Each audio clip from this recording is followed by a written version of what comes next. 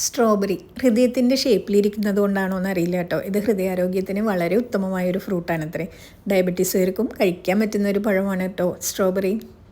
ഞാൻ ഇന്ന് ഉണ്ടാക്കാൻ പോകുന്നത് സ്ട്രോബെറി കൊണ്ടൊരു ജാമാണ്. അതിന് വേണ്ടിയിട്ട് ഒരു 2.5 കപ്പ് സ്ട്രോബെറിയാണ് എടുത്തിട്ടുള്ളത്. അതിൽ 3/4 കപ്പിൽ താഴെയായിട്ട് പഞ്ചസാര ഇട്ടിട്ടുണ്ട്. ഒരു ചെറിയ നാരങ്ങ നീര് എടുത്തിട്ടുണ്ട്. ഇത് മൂന്നും കൂടി നന്നായിട്ട് നമുക്ക് മിക്സ് ചെയ്തെടുക്കാം. അതിനുശേഷം നമുക്ക് ഈ സ്ട്രോബെറീനെ ഒന്ന് ഉടച്ചെടുക്കാം. ഉടയ്ക്കാൻ ഫുള്ളായിട്ട് ഉടഞ്ഞ് കിട്ടുന്നില്ലെങ്കിൽ നമുക്ക് മിക്സിയിലിട്ട് ഒന്ന് അരച്ചെടുത്താലും മതി.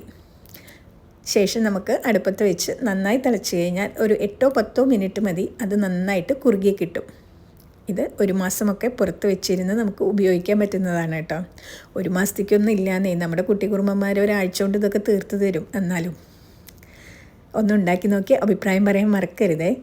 ചാനലൊന്ന് സബ്സ്ക്രൈബ് ചെയ്ത് സപ്പോർട്ട് ചെയ്യുമല്ലോ അല്ലേ.